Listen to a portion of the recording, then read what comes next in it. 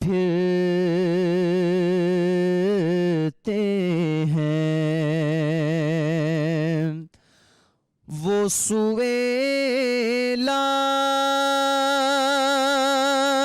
लालज़ार फिरते हैं।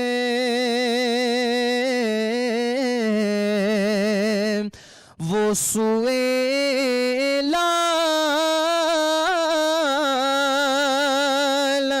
लालज़ार फिरते हैं। तेरे दिन ए बहार फिरते हैं। और उस गली का गदा हूँ मैं जिसमें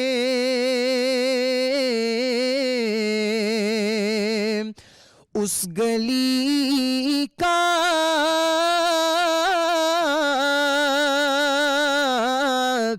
गदा हूँ मैं जिसमें मांगते ताजदार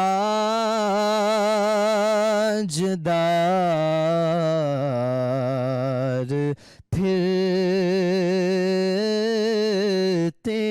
हैं।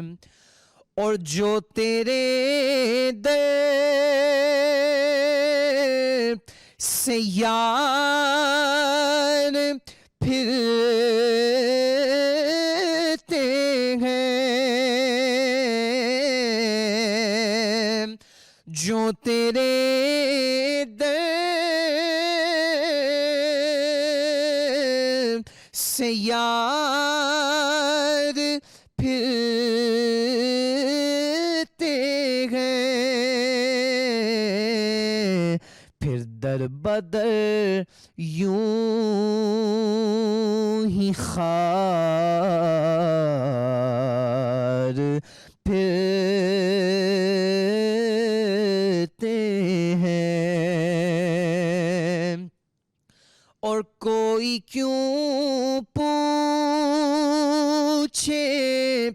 तेरी बात रज़ा,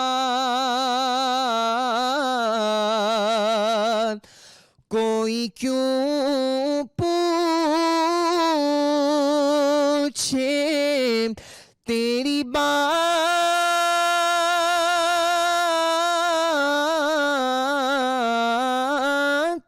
रज़ा।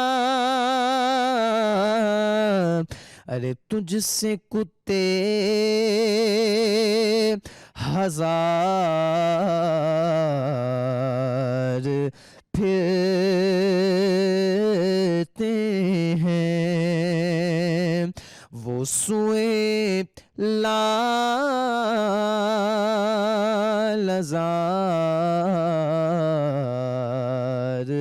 फिरते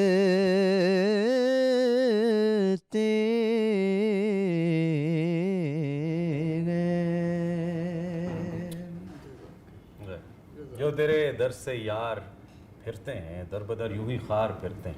हाफिज़ मुनीबुर रहमान खूबसूरत सा ये नातिया कलाम आपके सामने पेश कर रहे थे इस उम्मीद के साथ कि आप खैरियत से हैं। खैर रमज़ान का एक और सिलसिला है और एक और रोज़ा भी अपने अख्ताम की जानिब है। और माशाअल्लाह इस दफ़ा जो पेस है रमज़ानुल मुबारक की वो बड़ी शानदार है। इसकी वजह मौसम है, मिजाज में थोड़ी नरमी है रमज़ान की वजह से या कुछ भी है, लेकिन बहुत बेहतर है। खैर तारुफ ज़रूरी है। सो मैं हूँ इमरान हसन और मैं हूँ अर्मिला हसन। इमरान ने जैसे अभी आपने कहा ना कि रमज़ान की पेस बहुत है, तो वेदर की वजह से शायद हमें फील नहीं आ रही। अदरवाइज जब गर्मी होती है तब रोज़े भी थोड़े मुश्किल होते हैं, बट अभी अल्हम्दुलिल्लाह वेदर इतना बेहतर है, मौसम इतना बेहतर है कि रोज़े उस तरह से फील नहीं हो रहे। और उम्मीद करता है कि आपका जो रमज़ान मुबारक है वो बहुत बेहतरीन गुजरे और आइंदा आने वाले रोज़े भी हम सब के लिए बहुत रहमत और बरकतों का बायस हो। बारिश लाहौर के साथ इतनी राजी नहीं है। कल शाम भी इतलात मिली हमें, कराची के कुछ इलाकों में बारिश हुई। इस्लामाबाद में आज सुबह हमें मालूम पड़ा कि बारिश हुई और लाहौर में कुछ इलाकों में हल्की फुल्की बूंदाबांदी सी हुई थी। बिल्कुल, तो बारिश तो नहीं कहेंगे उसको, है ना? हाँ, बूंदाबांदी कहेंगे। लेकिन मौसम उससे जरूर खुशगवार है और ये अल्लाह की रहमत है। अल्लाह से मजीद रहमतें तलब करनी चाहिए, रहमतों का महीना है। हम इस नशिस्त में जी कोशिश करेंगे एक बार फिर न सिर्फ रमज़ान का जो एसेंस है वो आप तक पहुंचे, बल्कि उसके साथ साथ रमज़ान सोशली क्या इम्पैक्ट डाल रहा है हमारी लाइफ के ऊपर, इस पर भी बात करें। आज हमने बात करनी है टेक्नोलॉजी के हवाले से। ये जो टेक्नोलॉजी का मैदान है, इसमें ये कहा जाए कि जिद्दत की बदौलत दुनिया एक ग्लोबल विलेज बन गई है, लोग करीब आ गए हैं, फासले मिट चुके हैं। इसके बावजूद कुछ ऐसे मामलात हैं जिन पे बात करना बहुत ज़रूरी है। ख़ास तौर पर अगर हम आजकल नौजवानों की बात करें तो डिफरेंट सोशल मीडिया वेबसाइट्स हैं, समाजी राब्तों की वेबसाइट्स हैं, वीडियो गेम्स हैं, ऑनलाइन गेम्स हैं। इसके ज़रिए they are quite closer, but at the same time मुझे लगता है कि फासले मिटे नहीं, फासले बढ़ गए हैं। इसी पे हमने बात भी करनी है। बिल्कुल, जदीद टेक्नोलॉजी की हम बात करें, इंसानों के लिए बेशुमार आसानियां पैदा की हैं, बहुत सी समाजी और माशरती बुराइयों को भी इसने साथ साथ बढ़ा दिया है। इसी टेक्नोलॉजी की अगर हम बात करें या सोशल मीडिया की बात करें, शोहरत ने जो मुआशरे पर मनफी और मस्बत असरात मुरतब किए हैं, और अगर कहा जाए कि मनफी असरात ज़्यादा है तो ये गलत नहीं होगा। वक्त की तेज़ रफ्तारी ने ज़िंदगी के तमाम पहलुओं को लपेट में लिया। आपको पता है, नौजवान हों, बच्चे हों, वालिदैन भी इस बढ़ती हुई तब्दीली के साथ जो कि इसके ज़ेरे असर हैं। और वतन जो वक्त की सितब ज़रीफ़ी देखिए कि वालिदैन और बच्चों के लिए एक दूसरे के लिए टाइम नहीं है, और उसकी वजह यही है कि आपस में जो कम्युनिकेशन गैप है वो बहुत ज़्यादा बढ़ गया है। इस कम्युनिकेशन गैप की वजह से एक कमरे में 4 बैठे हुए लोग, हम सब इसमें इंक्लूडेड हैं, मैं किसी की स्पेसिफिकली बात नहीं कर रही, अनफॉर्चुनेटली 4 लोग बैठे हुए तो वो अपने अपने फ़ोन्स पे हैं। आपस में जो वर्ड टू वर्ड या इन पर्सन कम्युनिकेशन है वो काफ़ी हद तक क्या बिल्कुल ही ख़त्म होकर रह गया है। बिल्कुल, और इसी पे हमने बात करना है कि सोशल मीडिया, ये समाजी राब्ते की वेबसाइट्स क्या इम्पैक्ट डाल रही हैं और इनसे हासिल होने वाली जल्दी की शोहरत, ये कहना चाहिए क्विक फेम, शॉर्टकट, ये क्या इम्पैक्ट डाल रहा है हमारे माशरे के ऊपर और इंसानों के ऊपर।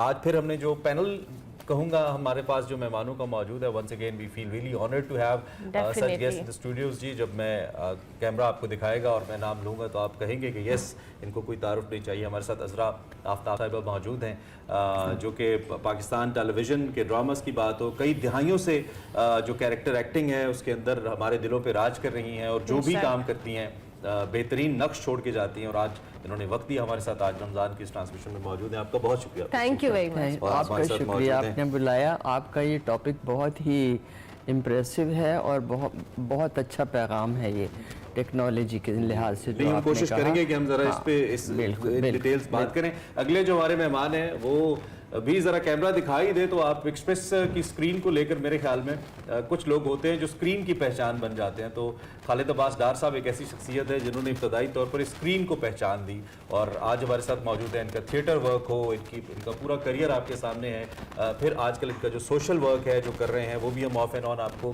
दिखाते रहते हैं। सुंदर फाउंडेशन के साथ जो इनके शबो रोज़ गुजरते हैं, और फिर इनकी radio life as radio jockey and radio broadcaster, I mean what not, क्या नहीं किया, आज हमारे साथ मौजूद हैं। Thank you very much for time of the sheet. भाई आप लोगों की मोहब्बत है, मुझे बुला लिया, और ये तो चैनल ऐसा है मेरा अपना कि मैं आ जाता हूँ, बहुत कम जाता हूँ किसी चैनल पे, नहीं जाता बल्कि बिल्कुल नहीं, हमें हमारे लिए बहुत काबिल ये फख्र बात है। मैं चला जाता हूँ क्योंकि आप मेरे पास आ जाते हो, मैं इधर आ जाता हूँ। एक्सप्रेस पे काम किया मैंने 9 साढ़े 9 साल, और मैं इसलिए आ जाता हूँ यहाँ। आपका बहुत शुक्रिया। It's an honor। और बिल्कुल आना चाहिए भी, चूंकि आप नहीं आएंगे तो हम कहाँ से सीखेंगे। आज जैसे लोगों की बड़ी ज़रूरत है हमें। आज का बच्चा तो सीखता नहीं है। जब का ये गैजेट आया है ना, ये घूमने फिरने वाला टेलीफोन है, जब का कोई आदमी कुछ नहीं सीखता। इनके 2 लोग हैं जो सिखाते हैं, गूगल भाईजान है और एक कोई और होगा साला, वो बस इस तरह बच्चे सीख लेते हैं। क्योंकि पहले हम बच्चों को बुलाते थे, गुड्डू इधर आ जाओ, तो वो आ जाता था। आज गुड्डू को कहें गुड्डू इधर आ जाओ, वो कहता आप इधर आ जाओ, आप बीमार हो। गुड्डू जो है ना वो कुछ नहीं सीखता, वो उसको पता, गुड्डू नहीं फोन पे लगे, वो छोटी उंगली के साथ लगा रहता है। सही तो है, अल्लाह सही आपको ज़िंदगी सेहत दे। आप लोग, मेरा ईमान है, मेरा तो अब ये 67 ईयर्स हो गए इस शोबिज़ में, कि ये जो मेरे बाद के आने वाले बच्चे हैं ना वो मुझसे बहुत अच्छे हैं। और आप क्योंकि सब बहुत अच्छे हो इसलिए आपके पास आ गए। आपका अरे, बड़ापन, बहुत शुक्रिया, आपका बड़ापन बहुत है। आपसे अल्लाह करे हम ऐसे सीखते रहें। और फहद अली काज़मी हमारे साथ मौजूद हैं। अगर हम अहद हाजिर की बात करते हैं तो कुछ लोग ऐसे हैं जो बड़ी बाकमाल हर मौजू के ऊपर न सिर्फ ग्रिप रखते हैं बल्कि उसको लोगों को कम्युनिकेट करना भी जानते हैं। Fahad is one of them. आप डिफरेंट स्क्रीन पे आजकल देख रहे हैं और फहद जैसे लोग जब डिफरेंट स्क्रीन पे आ रहे होते हैं मुझे इसलिए अच्छा लग रहा है कि ये वो लोग हैं who deserve to be on the screen. I mean हमारी स्क्रीन उन लोगों ने कैप्चर कर रखी है जो नहीं कहना चाहिए लेकिन शायद डिजर्व नहीं करते। Thank you very much for हमारे साथ मौजूद है। सो नाउ दिस फ्लोर और हमारे साथ किचन आप कैसे भूल सकते हैं, आपको अफ्तारी करनी है कि नहीं करनी। आमना हमारे साथ मौजूद है। आमना, थैंक यू वेरी मच। कैसी हैं आप? शुक्र अल्लाह का, आप कैसे हैं? आमना बिल्कुल ठीक। आमना जल्दी से बता दे क्या मेन्यू में आज क्या है? जैसे इतने अच्छे आज गेस्ट हैं हमारे पास, उस तरह ही हमारा कुछ आज अच्छा सा मेन्यू है। हम लोग बना रहे हैं चिकन थ्रेड है ओके। और साथ में पैनकेक्स बन रहे हैं और ओए। स्ट्रॉबेरी शेक बन रहा है। क्या बात है, आज सारा एक बहुत ही combo, अंग्रेजी बहुत अच्छा खाना सा चल रहा है। blend है। पैनकेक्स बन रहे हैं, जबरदस्त। चले आमना, हम आपकी जानिब आएंगे। पहले मेहमानों से गुफ्तगू का आगाज जी। करते हैं। बिल्कुल, और हम सोशल मीडिया के हवाले से बात कर रहे थे तो फहद आपसे इनिशिएट करते हैं गुफ्तगू, फिर बाकी मेहमानों की जानिब भी आते हैं। जरा इसका एक बिल्डअप करते हैं कि सोशल मीडिया और जो हमारी जिम्मेदारी है ऑब्वियसली, और हमारा जो कम्युनिकेशन गैप इसकी प्रेजेंस हुआ है, इसके जहाँ पे पॉजिटिव इम्पैक्ट भी है, it has a negative impact as well. So how do you see that? Thanks a lot for having me on this show. देखिए, मुझे इकबाल का वो मिसरा याद आता है। इकबाल ने एक जगह कहा था, एहसास मुरव्वत को कुचल देते हैं आलात।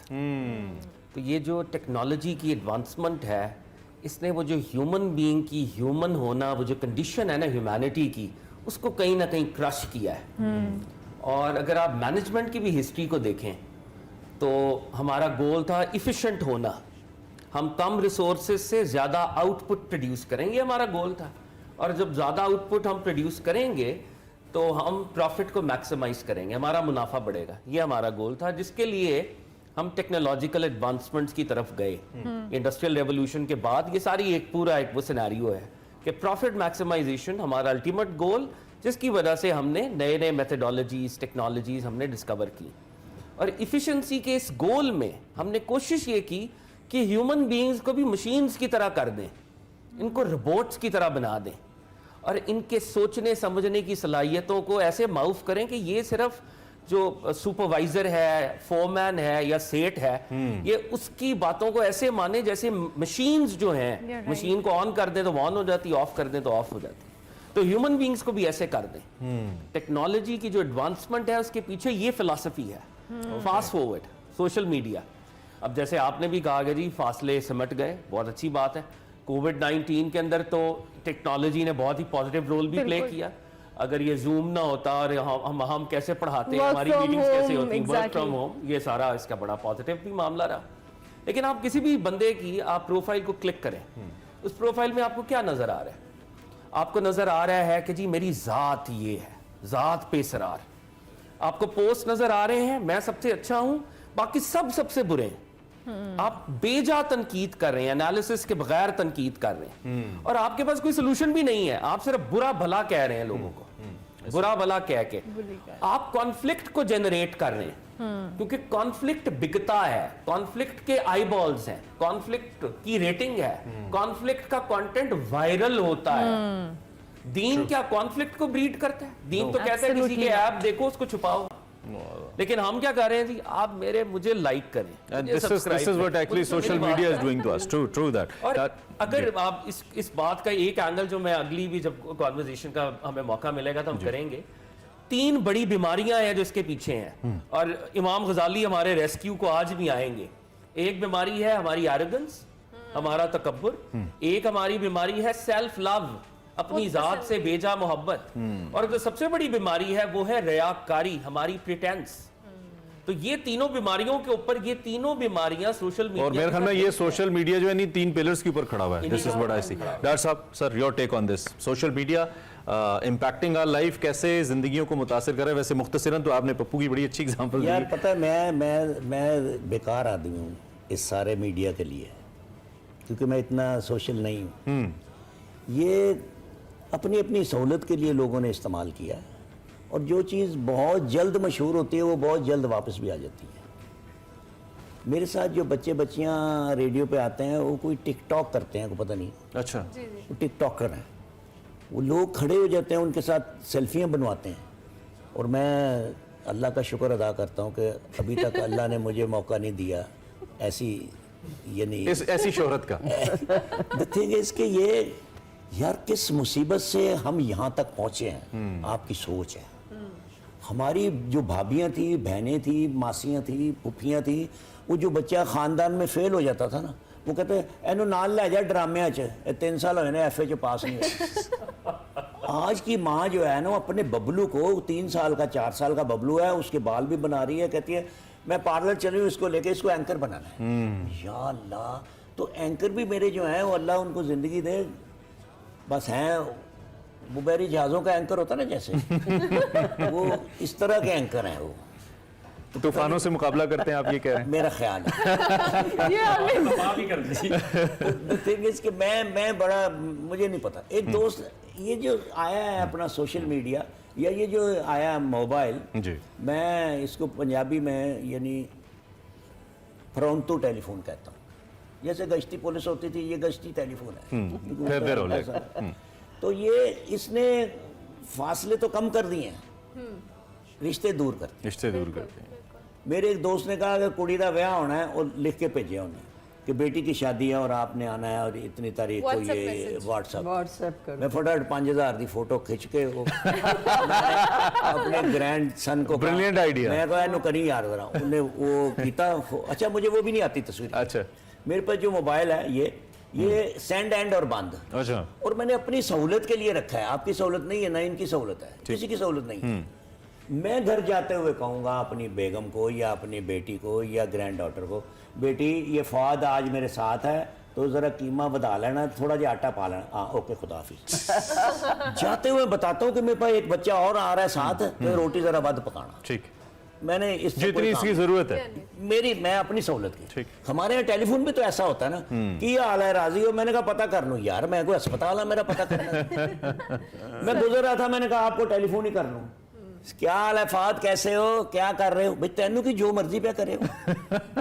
चीजों का इस्तेमाल नहीं आता। ये लोग जो है ना, और वक्त बहुत है हमारे पास, मुझे लगता है। हाँ वक्त तो है, बहुत है। काम के लिए वक्त नहीं है। काम के लिए नहीं है। काम के लिए तो मेरे दफ्तरों में जो मशीनें लगी हुई हैं, वो सुबह ऐसे करके वो अंगूठा रखेंगे, तस्वीर उतारेंगे और चले जाएंगे और दूसरे दरवाजे से निकल जाएंगे, किसी और जगह काम करके रात को आके फिर एग्जिट लगा देंगे। ठीक, तो मैं इसमें इतना इन्वॉल्व नहीं हूँ, मुझे समझ मेरे ख्याल में बहुत बेहतर, बहुत दूर है, बेहतर है। उतना बेहतर है। क्योंकि अभी हम आपस से पूछते हैं, आपस जिस तरह से अभी बात कर रहे थे कि मोबाइल फोन आने से पहले या सोशल मीडिया आने से पहले जिंदगियां बड़ी मुख्तलिफ थी हम सबकी, और आप लोगों ने तो वो टाइम देखा है जब ये मोबाइल फोन्स नहीं थे। शोहरत के लिए आपको मोबाइल या सोशल मीडिया पे पिक्चर लगाने की जरूरत बिल्कुल नहीं, वो डायल वाले होते थे, बिल्कुल प्योर काम था। तो आपको इस सोशल मीडिया की एज में आप क्या ऑब्जर्व करती हैं कि क्या प्योरिटीज आजकल तो निहायत ही होपलेस, सॉरी टू से, हर चीज़ है, किसी को किसी का एहसास नहीं है, किसी को किसी का ख्याल नहीं है, पड़ोस में क्या हो रहा है पड़ोसियों को पता नहीं है। तो मेरी तो ये इल्तिजा है आपके थ्रू, आपके चैनल के थ्रू के प्लीज़ एक दूसरे से हमदर्दी से, प्यार से, मोहब्बत से, हम्बल रह के एक दूसरे से मिलिए, एक दूसरे का ख्याल कीजिए। यही है सब कुछ जो हमने साथ लेके जाना है, हमने और कुछ नहीं लेके जाना। अच्छा, एक तो ये सोशल मीडिया के हवाले से बात करें, आप चूँकि दोनों शख्सियात ऐसी हैं कि आपका दहाइयों पे मुहित तजुर्बा है, ऑन स्क्रीन ऑफ स्क्रीन, आपने बड़ा काम माशाल्लाह किया, और आप वो जनरेशन है हमारी जिनकी जानिब हम देखते हैं इस वक्त, और अनफॉर्चुनेटली चंद लोग ही बाकी हैं, ज़्यादातर तो दुनिया से ही चले गए। तो अल्लाह आपको ज़िंदगी दे दोनों को। मेरा सवाल आपसे, पाकिस्तान में बतौर सोसाइटी एक तब्दीली जो हमने देखी है वक्त के साथ साथ, it used to be no go areas in Pakistan, कहीं भी जाते थे लोग, क्वेटा भी चले जाते थे, बलूचिस्तान के मुख्तलिफ इलाकों में, सरहदी इलाकों में। अब तो अपने शहरों में लोग बाहर निकलते हुए घबराते हैं, मसाइल बढ़ गए। जो सोशल चेंज है, इसको आप कैसे ऑब्जर्व करते हैं? वही मैं आपको अपने क्वेटा के एक्सपीरियंसेस बताती हूँ। मैं वहाँ 38 साल रही। मैं, आप यकीन करेंगे, वो ज़माना था क्वेटा में औरत बाहर नहीं निकलती थी, अगर निकलती भी थी किसी काम से तो इतनी बड़ी चादर लेके, मैं अपना एक्सपीरियंस आपको बता रही हूँ, निकलती थी। तो वहाँ हमारे बहुत ही मशहूर डायरेक्टर रहे हैं तारिक मिराज जी, तो उनके साथ चूँकि मतलब बड़ा ज़ियाउल हक ने क्वेटा में PTV का ओपनिंग की थी सेंटर की, तो वहाँ से फिर स्टार्ट हुआ। मेरे पास पुरानी तस्वीरें भी पड़ी हैं। मैं तो आपको अपने काम कि उससे बताऊंगी क्योंकि मैं इतनी सोशल नहीं हूँ लोगों में, सच्ची बात है। मैं अपने काम से काम रखती हूँ। मैंने वहाँ 38 साल गुजारे बेटा, और कोई दिन ऐसा नहीं था कि मैंने काम ना किया हो। अच्छा, लोगों ने मेरे शौहर डिज़ाइनर थे, आफ्ताब अहमद ख़ान चीफ डिज़ाइनर थे कोयटा के, तो वो मेरे भाईजान आज़म खुर्शीद जनरल मैनेजर रहे हैं, उनके दोस्त थे। तो उन्होंने, मेरे भाई ने मेरी ये शादी करवाई थी। शादी हुई तो 18 दिन के बाद उनका ट्रांसफ़र कोयटा हो गया। मैं उस ज़माने में कोयटा पहुंची। मैंने दरअसल स्टार्ट लिया था रेडियो से। अच्छा, रेडियो मुल्तान से खबरें पढ़ती थी। ओके, तो मतलब मोहसिन गिलानी को आप जानते हो? जी बिल्कुल बिल्कुल। वो मतलब मुझे बेबे कहते हैं प्यार से, बड़ी बहनों को बेबे कहते हैं। तो उन्होंने मुझे कहा कि बेबे आपकी आवाज़ अच्छी है, आप चलें रेडियो चलते हैं। तो चले गए वहाँ। सईद मिर्ज़ा एक रेडियो प्रोड्यूसर थे हमारे, तो उन्होंने कहा हाँ बिल्कुल आप तो फिट हैं, आप ख़बरें पढ़ें। मैंने वहाँ फिर ख़बरें पढ़ी कोई तकरीबन 1.5-2 साल। उसके बाद उन्होंने एक दिन मुझे बुलाया, हमारे प्रोड्यूसर ने, उन्होंने कहा कि आप सराइकी बोल लेती हैं? मैंने कहा जी मैं हूँ तो नहीं सराइकी, लेकिन मुझे आती है क्योंकि मैं डेरा गाजी खां में पैदा हुई हूँ। अच्छा। तो फिर उन्होंने मुझसे 3.5 साल तक एक ड्रामा करवाया था मासी सत्तो के नाम से। तो उस ज़माने में बेटा मासी सत्तो जिन दिनों चला, ये मोहसिन गिलानी और मैं होते थे दोनों। फिर मेरी शादी हो गई, मेरे भाई ने शादी कराई आफ्ताब से।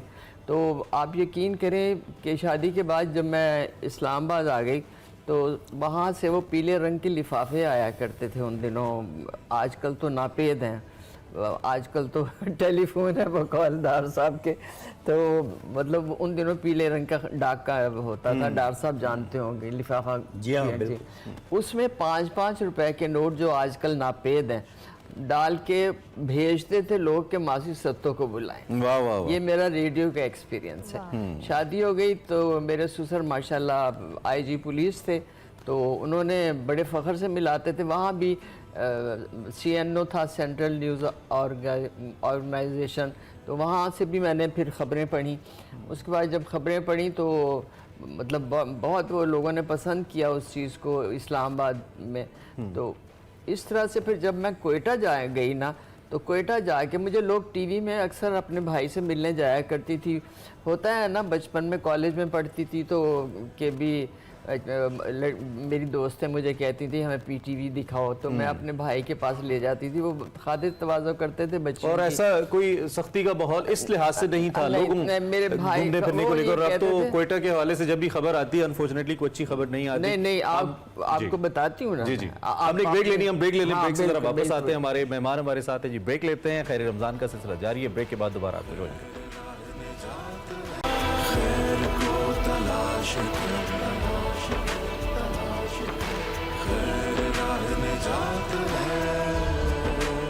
खैर रमज़ान में आपको एक बार फिर से खुश आमदीद। हमारे मौजूद मेहमान हमारे साथ मौजूद हैं और उनसे तो हम गुफ्तगू कर रहे हैं सोशल मीडिया के हवाले से भी और ओवरऑल वैसे भी माशरे में जो बिगाड़ है उनकी वजूहात और किस तरह से इंसान अपनी ज़िंदगी को पुरसकून कर सकता है। इस पर हम ऑफ एयर भी बहुत एक प्रोडक्टिव हमारी डिस्कशन जारी रही। लेकिन अब 5 बजने वाले हैं और हमारे किचन से खुशबुएं आना शुरू हो गई हैं। आमना, ये बड़ा मसला है, 5 बजे खुशबुएं शुरू हो जाती हैं। आप ये जो करती है ना हमारे साथ, क्यों करती हैं ये बताएं? ताकि आपका रोज़ा मज़ीद आपको सवाब दे, इसलिए। अच्छा आमना का क्या प्रोसेस चल रहा है? चिकन थ्रेड जो है वो उनकी कोटिंग हो गई है, ये आप देखें कुछ शेप इनकी आ गई है। अब ये मैं फ्राई कर रही हूँ, बिल्कुल ये आपको पता है मैं थोड़े ऑयल में इनको शैलो फ्राई करती हूँ। तो ये स्लो फ्लेम पे हो रहे हैं। एंड देन पैनकेक का बैटर भी रेडी है। इसका मैं थोड़ा सा ब्रीफ कर देती हूँ। ये बिल्कुल एक तो एक रेडी मिक्स होता है, उसकी ज़रूरत नहीं है। ये बिल्कुल स्क्रैच से बनाया मैंने। ठीक है। मैदा ले लें और उसके अंदर मैंने जस्ट 1 टीस्पून आप बेकिंग पाउडर डाल लें, शुगर, 1 एग एंड 1.5 कप आप मिल्क ऐड करके इसको बीट करके थोड़ी देर मैंने रेस्ट दे रही हूँ।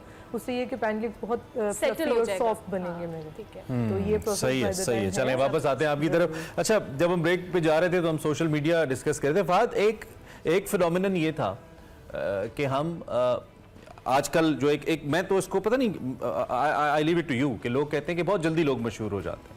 इन लोगों को दिहाइयाँ लगी अपना आप मनवाने में और काम करने में, और फिर उसके बाद एक पहचान बनी, लोगों ने चेहरे को जाना। आजकल चूँकि फ़्लो इतना है और अवेलेबिलिटी इतनी है, एक्सेस इतनी है कि आप बार बार नजर आएंगे। और मार्केटिंग में भी यही स्ट्रेटजी फॉलो होती है कि आप एक इश्तहार 15 चैनल्स पे बार बार चलाएं, भले लोग उससे बोर हो जाएं, लेकिन बार बार दिखाएं लोगों को, ताकि लोगों के ज़हन में नक्शो। शायद ये ज़रूरी भी है। How you see this, I mean, क्या ये अच्छा है या फिर इस फ्लो की वजह से कोई नुकसान हो रहा है ज़्यादा? कैसे देखते हैं आप इसको? इसमें देखें, बुनियादी बात यह है कि हमने खाली गुब्बारों के अंदर हवा भरना शुरू कर दी है। यानी ये जो फेम है, इट्स लाइक अ बबल, ये बहुत वक्ती है। और जिन लोगों को जेन्युइन फेम हमें देना चाहिए, उनको हमने वो जेन्युइन इज्जत नहीं दी। अभी लेटली आप देखें, मैं एक हमारे यहाँ लिटरेचर फेस्टिवल्स का भी एक बड़ा आजकल दौरा है। जी।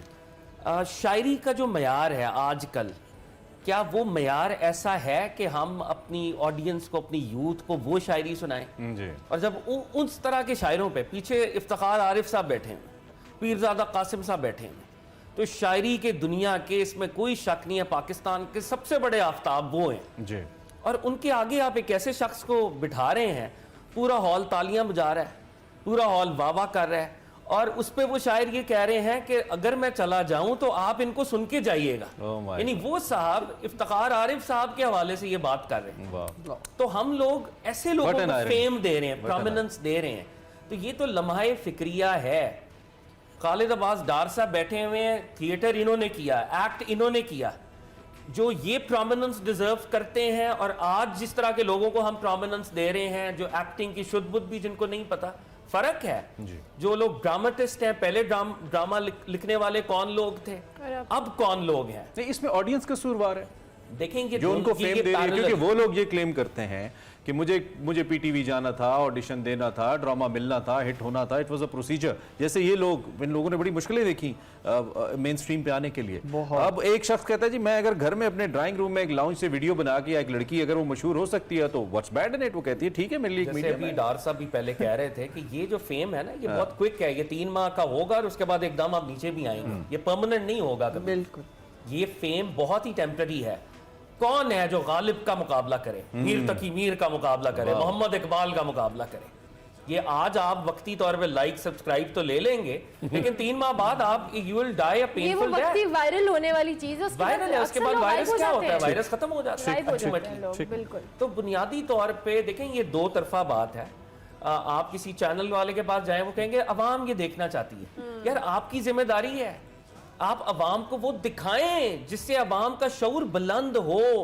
आपने करना है ना, ट्रेंड सेट तो आपने करना है। जब जो चीज दिखाई नहीं जा रही, आप एक्सपेक्ट कैसे करें कि अब आपके चैनल पे मैं क्यों आता हूँ? क्वाइट फ्रैंकली, मुझे यहाँ पर ऐसा कंटेंट एयर करने का मौका मिलता है जो शायद दीगर चैनल्स पे मुझे नहीं मिलता। I enjoy that. मुझे इससे कोई गर्ज नहीं है कि ये मुझे बाद में जब मैं इसको अपलोड करूंगा 5 लोग देखें। 5 लोगों तक अगर बात पहुंच गई है, मेरा मकसद हासिल हो गया। मुझे वायरल होने की कोई जरूरत नहीं है। अगर मेरा वायरल होकर गलत कंटेंट आगे फैला रहा हूं, तो मैं दीन का, अपने शऊर का, अपने जमीर का मुजरिम। ये वैसे so happened with the drama scripts as well. Dar साहब, ड्रामा स्क्रिप्ट्स के साथ भी तो हमने यही आजकल कोई इस काबिल नहीं है जो अच्छा ड्रामा लिख सके। हाँ, है ही नहीं कोई। नहीं, जिस ज़माने में हमने किए हैं ड्रामे, तब स्क्रिप्ट जो है वो डिफरेंट उससे गुजरता था, स्टेजेस से। पहले वो लिखा जाता था, फिर वो एडिटर के पास जाता था, वो उसमें से काटता पीटता था, फिर उसके बाद डायरेक्टर के पास आता था, फिर वो डायरेक्टर उसमें से देखता था कि कौन सा रखना है सीन, कौन सा जुमला रखना है, कौन सा नहीं रखना। वो उस पर फिर उसके बाद आर्टिस्टों का इंतखाब होता था बेटा, और उसके बाद फिर वो सोचते थे कि फ़लाँ करेक्टर फ़लाँ कर सकता है, फ़लाँ कर सकता है। फिर बुलाते थे उन्हें, रीडिंग करवाते थे। जिसने रीडिंग में भी गलती की उसे कट ऑफ कर देते थे। और फिर बाकायदा स्ट्रेस पॉजेस, जी, यहाँ स्ट्रेस देना है, यहाँ पॉज देना है, और कितने सेकंड का देना है बेटा, बड़े मराहिल से गुजरता था। हम उस ज़माने में हमने काम किया है, इसलिए हमें लोग अभी तक याद रखते हैं। अच्छा राज साहब, जिस तरह से आपा भी बात करी है कि पहले बड़ा फोकस होता था, हर चीज़ का एक प्रोसेस था। अब शायद वो वैरायटी के चक्कर में, कंटेंट ज़्यादा क्रिएशन के चक्कर में क्वालिटी कॉम्प्रोमाइज़ हो गई है। और उसकी वजह भी यही है कि हम वो वाले मसाइल टीवी पे दिखा रहे हैं जो ऑलरेडी एग्जिस्ट कर रहे हैं, ना कि हम उनकी इस्लाह की जानिब जाएं और उस तरह का कंटेंट नशर किया जाए। पता क्या, इधर एक तो लिखने वाले नहीं है। अभी कल की बात है, ये 41 साल पहले की बात कर रहा हूँ मैं। मुन्नू भाई पिंडी से आए रेडियो पे मेरे पास, मुझे कहने लगे, मैं कहा मुन्नू कोई लिखो आप टेलीविज़न के लिए। कहता मैं तो रेडियो का सोच रहा हूँ कि मैं कैसे लिखूँ, यहाँ पे डॉक्टर अनवर सज्जाद है, अशफाक साहब है, बानो आपा है, मिर्ज़ा अदीब है, यार मैं क्या लिखूँगा। मुन्नू भाई जैसा आदमी अगर इतना कॉन्शियस है, वो सोच रहा है कि मैं क्या लिखूं, यहाँ पे और लिखने वाले बहुत बड़े हैं। आप यकीन करेंगे तो डॉक्टर हमारे साहब, यहाँ तो लोग सोचते नहीं है, वाह आज तो कोई बच्चा नहीं नहीं सोचता। सोचता। मुन्नू भाई का ड्रामा मैंने लिखा हुआ किया हुआ है दश्त। आप यकीन करें इस कदर खूबसूरत ड्रामा वो हमने गवादर जाके किया था। कैन यू इमेजिन, उन दिनों मैं कोयटा में थी, तो आबिद अली ने प्रोड्यूस किया था, लिखा था मुन्नू भाई ने, उनका बेटा साथ गया था काशी जी, उनका बेटा साथ गया था हमारे। और हम वहाँ गवादर में उन दिनों सिर्फ एक डॉक्टर साहब guest house rest house type चीज़ थी। वहाँ आबिद अली अपना कुक, अपना सब कुछ, खुदा उसे गरीब की रहमत करे। आबिद अली के पता नहीं 20 ड्रामे मैंने किए हैं, वो जब तक जिंदा रहा खुदा उसे गरीब की रहमत करे, उसने हर ड्रामे में मुझे कास्ट किया और मुझे अपने घर रखता और था। बहुत बड़ी प्रोडक्शंस आबिद अली साहब के।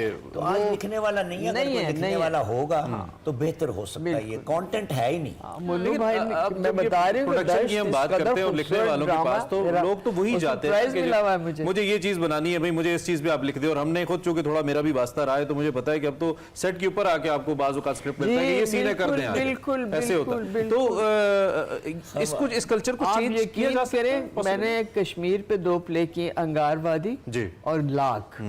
आप यकीन करें, रऊफ खालिद, रऊफ खालिद, आप यकीन करें वो बैठ उसका इतना दिमाग चलता था बंदे का, खुदा उसे भी गरीब की रहमत करे।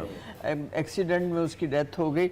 उसने मुझे कोयटा से बुलाया था लाख करने के लिए, मैंने इनकार कर दिया। मैंने कहा मैं नहीं आ सकती, मेरी एक ही बच्ची है, मेरी बेटी छोटी है, मैं नहीं आ सकती। उन दिनों वो बीवी बहुत कीमती होती है शौहर के लिए, और शौहर बहुत कीमती होता है। ट्रस्ट की बात है, ट्रस्ट तो हो जाती है जब अल्लाह लिख देते हैं कि ये मैंने दोनों को इकट्ठा रखना है, तो फिर राइट्स पे बात आ जाती है।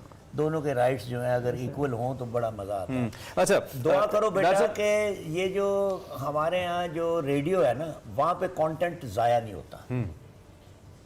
ऑडियो, ये रेडियो पाकिस्तान की बात करें, मैं ऑडियो की ऑडियो की ओवरऑल बात कर रहा हूँ कि ऑडियो में कंटेंट नहीं होता जाया, वीडियो में हो जाता है।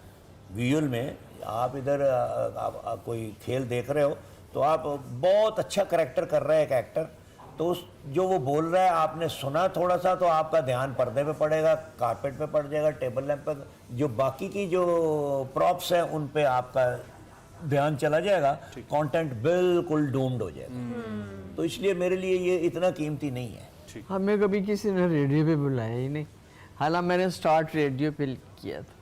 हाँ, रेडियो पे है ही नहीं ना अब कुछ। रेडियो पे तो मेरा मतलब है चंद लोग हैं, अब तो रेडियो पे कुछ भी नहीं है। रेडियो पे चंद लोग हैं जो उसी तनहा पे काम कर रहे हैं। जैसे ही अब रेडियो तो एक जहाद रह गया, एक शौक की हद तक रह गया। सबसे कीमती टूल है वो बेटा। जी। उसकी वजह ये कि अमेरिकन प्रेसिडेंट भी वॉइस ऑफ अमेरिका पे बोलेगा, चाइना का सदर भी बोलेगा। क्यों फौत? जितने अपने उनके सदूर हैं या जितने वजीर आजम हैं, सब अपने अपने रेडियोस पे बोलते हैं। जी, ऐसी है। उसकी वजह ये है कि वो कंटेंट उस पर ज़ाया नहीं होता और लोग सुनते हैं। जब आप रेडियो सुनते हो ना, तो आपके कान में आवाज़ पड़ती है, सीधी दिमाग पे जाती है और दिल पे जाती है, दोनों चीज़ों पे असर होता है, तो आप फिर उसी तरह बिहेव करोगे। तो हमारे आज तो डॉक्टर साहब ये बातें तो ऐसी हैं नाजरीन के खत्म नहीं होनी, क्योंकि ये कहते हैं ना दहाइयों पे मोहित सफर, और चंद मिनट्स के अंदर क्या अहाता करेंगे इनके तजर्बात का भी, और जो बातें ये लोग जानते हैं, जो ज़िंदगी में कर गुजरे हैं। और डार साहब की बात से एग्री किए बिना हम रह नहीं सकते कि जो रेडियो का मीडियम है इसकी जो ताकत है, और जैसे उन्होंने कहा ना कि डिस्ट्रैक्शंस बहुत है टेलीविजन में और न्यूज़ चैनल्स में तो बहुत हैं। आप अभी मुझे नहीं देख रहे होंगे, शायद नीचे टिकर पड़ रहे हो, तो ये हो सकता है। वापस आते हैं डार साहब का जो कुछ सुन्नत फाउंडेशन के हवाले से काम है, मैं थोड़ा सा चाहूँगा कि हमें वक्त मजीद दें और हम उस पर भी बात करें। ब्रेक लेते हैं, ब्रेक के बाद लेकर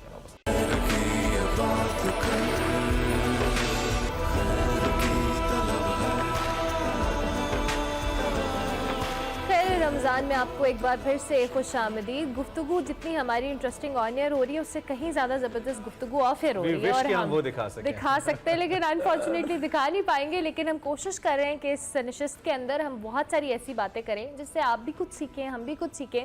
और अभी ब्रेक पर जाने से पहले हम सुंदस फाउंडेशन के हवाले से बात कर रहे थे। डार साहब ने जो कह लें इसका बेड़ा उठाया है तमाम तर जो फलाही कामों का, सुंदस फाउंडेशन के हवाले से हम ज़रूर जानना चाहेंगे। सर डार साहब, अब बड़ा ज़बरदस्त काम है नो डाउट, और कई सालों पे मुहित वो आपका जर्नी है जिसको आप लेकर चल रहे हैं। तो पिछले 25-26 साल से सुंदस जो है ये काम कर रही है। थैलेसीमिक बच्चे, हीमोफीलिया के बच्चे, ब्लड कैंसर के बच्चे, क्योंकि हीमोफीलिया और ये जो थैलेसीमिया है अभी पता ही नहीं है लोगों को क्या है। जो बच्चा यहाँ तक पहुँच जाता है डॉक्टर बताते ही नहीं है, बहरहाल टेस्ट के बाद पता चल जाता है। तो once in a month, twice in a month, thrice in a month उसको फ्रेश ब्लड चाहिए होता है। तो मैं ज़्यादा ब्लड कैंप्स को यानी सुपरवाइज़ करता हूँ और ब्लड कैंप्स पे जाता हूँ, उनके साथ ब्लड इकट्ठा करके तो फिर बच्चों को पहुँचा देते हैं हम लोग। कितना चैलेंजिंग है इस वक्त ये सब कुछ करना? कुछ भी नहीं यार, मेहनत करनी है ना। अगर आप मेहनत करना जानते हो, रिक्वेस्ट करना जानते हो और दिल से बोल रहे हो आप, तो अल्लाह मदद करते हैं। ये अल्लाह के काम है, अल्लाह करते हैं और कोई नहीं करता। ब्लड जो है ये अव्वल तो अवेयरनेस नहीं है। हमारे यहाँ एक ऐसी अफवाह है, हमसे पहली जनरेशन जो थी उसने कहा खून ना दें माड़ा हो गया। जिस दिन का इसने ब्लड दिया ना अपनी फूफी को, उस दिन की तो रोटी नहीं इसको हजम होती, नीला हो गया जी। आप यकीन करें जितना ब्लड आप देते हैं 24 घंटे में उतना बन जाता है। हाँ वो बन तो जाता है, मगर ये अवेयरनेस नहीं है, इसलिए लोग डरते हैं। उनको बताना पड़ता है कि अल्लाह ने ह्यूमन बॉडी के साथ एक रिजर्व रखा होता है, लाइक मोटरसाइकिल्स जैसे कि टैंकी में पेट्रोल ख़त्म हो गया रिजर्व लगा लो, कि क्लिनिक या हॉस्पिटल तक जाते हुए जो ब्लड आपका ज़ाया हुआ है वो अल्लाह ने जो रिजर्व रखा हुआ है वो आपको ज़ाया नहीं होने देता। तो जब ज़रा सा उनको बताते हैं तो लोग दे देते हैं। ज़्यादा मैं कॉलेजेस में जाता हूँ, स्कूल्स में जाता हूँ, फिर लोग सुन लेते हैं मेरी बात। मेरा MOU साइन है सुंदस के साथ है, मोटरवे पुलिस का, हाईवे पुलिस का, पंजाब पुलिस का, इस्लामाबाद पुलिस का, पिंडी पुलिस का, लाहौर पुलिस का, पाकिस्तान एयरफोर्स का। क्योंकि मेरे MOU साइन है, इनसे मैं जवानों से ब्लड ले लेता हूँ और मेरे बच्चों के काम आ जाता है। मेरे पास 8000 बच्चा है थैलेसीमिक, 8 हमारे सेंटर हैं और अल्लाह का फजल है। ये जितने भी लोग जानते हैं या जो भी हमारे सेंटर में आके देखता है वो कहता है कि यार तूने बड़ी मेहरबानी की सेंटर विज़िट करने दिया। आप ज़रूर आओ, देखो और फिर आप देखोगे कि हम किस लेवल का काम कर रहे हैं। 5-6 लोग हैं जो थैलेसीमिया के लिए काम कर रहे हैं और बड़ा अच्छा कर रहे हैं, मगर हम अल्लाह के फजल से सबसे अच्छा करें। सुंदस फाउंडेशन के हवाले से जी हम बात करें, नंबर और अकाउंट डिटेल्स सब टीवी स्क्रीन पर है ऑब्वियसली। अब थैलेसीमिया के हवाले से जैसे अभी खुद भी बात करें डॉक्टर साहब कि लोगों को अवेयरनेस नहीं है, अवेयरनेस आएगी साथ साथ और वक्त के साथ साथ आ भी रही है, बहुत सारी चीज़ें बेहतर भी हो रही हैं। थैलेसीमिक बच्चों की ज़िंदगी बड़ी मुश्किल होती है, अगर आप खून डोनेट करते हैं तो उनकी ज़िंदगी का जो कह लें उसके चंद दिन बढ़ जाते हैं और उसके लिए उनको बहुत ज़्यादा फ़ायदा होता है। सो इट्स वेरी इंपॉर्टेंट कि आप इसको अपनी ज़िंदगी का या अपनी लाइफ का एक ज़रूर हिस्सा बनाएं कि आप डोनेट करें ब्लड को। हाँ, और इनका जो डोनेशन सिस्टम है वो बड़ा अच्छा है, बिकॉज़ मुझे इत्तेफाक हुआ है तो वो बड़ा स्ट्रीमलाइन सिस्टम है। हम कई बार ट्रांसमिशन के अंदर भी शोज भी कर सकते हैं, ट्रैक कर सकते हैं। हाँ नहीं, आपने तो सेंटर विजिट किया है, आपने देखा है। पहले हमारे चेयरमैन मुन्नू भाई था, जब तक वो जिंदा रहे हमारे चेयरमैन रहे, तो हम लोग ऐसे ही डायरेक्टर के नाम से काम करते हैं। डायरेक्टर क्या है, हम ऐसे ही कारकुन हैं, मेहनत करते हैं ब्लड के लिए और जितने मुखैर हजरात हैं उनसे हम डोनेशन की भी रिक्वेस्ट यानी आप एक बेहतरीन मिसाल है कि आप अपनी बाकी ज़िंदगी के मामलात की तरह बल्कि उससे बढ़कर आप इसमें हिस्सा ले रहे हैं। और सिर्फ कहने की बात नहीं है, बिकॉज प्रैक्टिकली हमने देखा है कि आप बड़ी उन बच्चों के लिए जिनका शायद कोई ऐसे हाथ ना पकड़े इस टाइम के ऊपर, सो ये बहुत ज़रूरी है। हाँ ज़रा एक्सपेंसिव हो गया क्योंकि अब मेडिसिन जो है वो बहुत एक्सपेंसिव हो गई है। डॉलर के यानी कद बढ़ने पे यानी ये बहुत ढेर सारा अब फ़र्क पड़ता जा रहा है। मेडिसिन बहुत महंगी और प्रेशर ज़्यादा बन रहा है। ब्लड तो हम ले लेते हैं, ब्लड तो हमें दे देते हैं। आपको बताया ना मेरे जितने MOUs हैं वो मुझे बहुत हेल्प करते हैं, मगर ये है कि मेडिसिन बहुत महंगी हो गई, बहुत ज़्यादा और नापेद हो गई हैं। हाँ बस ये है कि अल्लाह मेहरबानी फरमाए। तो इन बच्चों का इलाज यही है कि इनको फ्रेश ब्लड चाहिए होता है। फिर इनके फ्रेश ब्लड लेने से आयरन बढ़ जाता है, फिर उसके लिए भी हमें मेडिसिन देनी होती है। तो अल्लाह का फजल है, ये हमारा इदारा जो है ऑन एवरेज सर कितनी रिक्वायरमेंट है 8000 बच्चों के लिए जो ब्लड है, कितने गैलन्स या कितनी बॉटल्स या जो भी इसका पैमाना आप रखते हैं तकरीबन? ये मेरा कोई ऐसा नहीं है आइडिया। और क्या कोई ऐसा वक्त आता है कि आपको किसी सर्टेन टाइम के अंदर चैलेंजिंग हो जाता हो? हाँ, ये कोविड में हमारे पास नहीं था, कुछ भी नहीं था। अच्छा। फिर ये मैंने इलियास कादरी साहब जो हैं, ये अपना उनसे रिक्वेस्ट की तो वो आए, ये जो उन्होंने हमें कोई 42,000 बैग्स दिए। अच्छा। हाँ, दावत इस्लामी वाले जो हैं अमीर, उन्होंने मेहरबानी फरमाई। हमारे 8 सेंटर्स जो हैं इस्लामाबाद में है, गुजरांवाला में है, गुजरात में है, सियालकोट में है, वजीराबाद में, हाफिजाबाद में, फैसलाबाद में और लाहौर हमारा हेड ऑफिस है। तो हर सेंटर पे आके ये दावत इस्लामी वाले जो थे वो हमें ब्लड देते थे। तो दे गेव अस 43,000 बैग्स। ठीक, that's great sir, really great. चलिए अब थोड़ा सा हम टॉपिक की जाने वापस आते हैं। फिर आपने जाना भी है, आपका रेडियो शो भी है माशाल्लाह। डार साहब ji is very much active on radio और आप इनको रेडियो पाकिस्तान पे और अब तो पाकिस्तान टेलीविजन पे भी जलवा फरोज होने वाले हैं। वो मैं खुद ही ब्रेक करें तो बेहतर होगा। लेकिन अब in the end when we are just going to close this, मैं नौजवानों के हवाले से आपसे एक सवाल करना चाहता हूँ। जिस नहज पे इस वक्त हमारी यंग जनरेशन है, more than 70% of our population, एक जानिब उम्मीद की किरण भी है, लेकिन दूसरी जानिब वो कहते हैं ना कि ये वो लावा है जिसको हमने अगर प्रॉपर तरीके से इस्तेमाल ना किया तो ये फट के ताबकारी भी फैला सकता है। आप नौजवानों को लेकर क्या सोचते हैं और क्या कहते हैं और क्या देखना चाहते कुछ हैं? नहीं पता क्या, नौजवान जो है ना यार, ये टेक्नोलॉजी ने कैद कर लिया है नौजवानों को। ये अपने चक्कर में कोई ट्विटर पे बैठा हुआ है, कोई फेसबुक पे बैठा हुआ है, कोई मेरा मतलब ये टेलीफोन पे खेल रहा है। ग्राउंडें जो है ना वो बिल्कुल वीरान हो गई, एक्सरसाइज कोई नहीं कर रहा, फिजिकल एक्टिविटी कोई फिजिकल एक्टिविटी है ही नहीं है। आज का जवान जो है उसको बुलाओ ना, सगीर जरा इधर आना, मेरी टांग फंसी हुई है। किधर टांग फंस गई? मेरी टांग के नीचे टांग आई हो, अपनी टांग चुक तू निकल आएगी टांग। आज का बच्चा जो है ना और तरह का हो गया। बाबा मैं थक गया हूँ। ले थक के गया हो? मैं तो अभी तक नहीं थका, 78 साल का हो गया मैं, 78 ईयर्स उम्र है, मैं तो हाले तक नहीं थकया। तो आज की यूथ जो है थक जाती है, मूड नहीं है। अच्छा, जब मैं गवर्नमेंट कॉलेज में पढ़ता था हमारे यहाँ ये लफ्ज नहीं था मूड का, आज मूड भी आ गया। मूड और बोर भी एक लफ्ज पता नहीं, बोर हो तो गया। हालांकि सवाल ये आजकल सबसे ज़्यादा बच्चों को जो ख़राब किया ना नई जनरेशन को, टेलीफोन ने किया। ये जो फ़ोन लेके हर वक्त बैठे रहते हैं ना, उसमें पता नहीं क्या क्या करते रहते हैं वो। लेकिन इसके बगैर वो डार साहब तो कह रहे हैं उनका गुजारा हो रहा है और बड़ा कमाल मॉडल इन्होंने जितने अच्छे वो तो अंदाज में उनका हो रहा बताया है ना, मैं नौजवान नस्ल की बात। अच्छा, हर एक का हो सकता है, हमारा गुजारा नहीं। ये मेरा ईमान है, आप करके देखो हो जाएगा। कोई आदमी मुझे बताए कि इस गैजेट से उसका 10,000 का नुकसान हुआ है, अगर वो होता 10,000 मुझे मिल जाना। बकवास है यार। जब हम असल में नफ्स ये है जिस पे हमने काबू मैं आपको बताता हूँ, मैं बेटा आपको एक बात बताता हूँ कि 55 में मैं छोटा सा था, एक दिन बच्चा था, मैं 10-12 साल का होगा।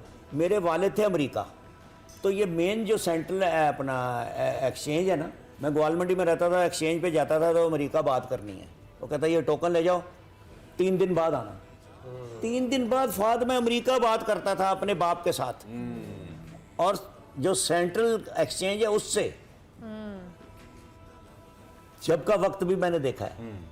तो आज तो बच्चा ऐसे ऐसे करके फूफो से बात कर और लेता मुफ्त है, मुफ्त है बिल्कुल। नॉर्वे में आप बात करें मुफ्त है, घंटों बात करें। अगर आज आप भी लगते थे, वक्त भी लगता है। आज एक अफवाह आ जाए ना कि व्हाट्सएप के जिसने किए आज तक व्हाट्सएप पे काम किया है वो सबको बिल आ रहे हैं, सब बंद कर देंगे।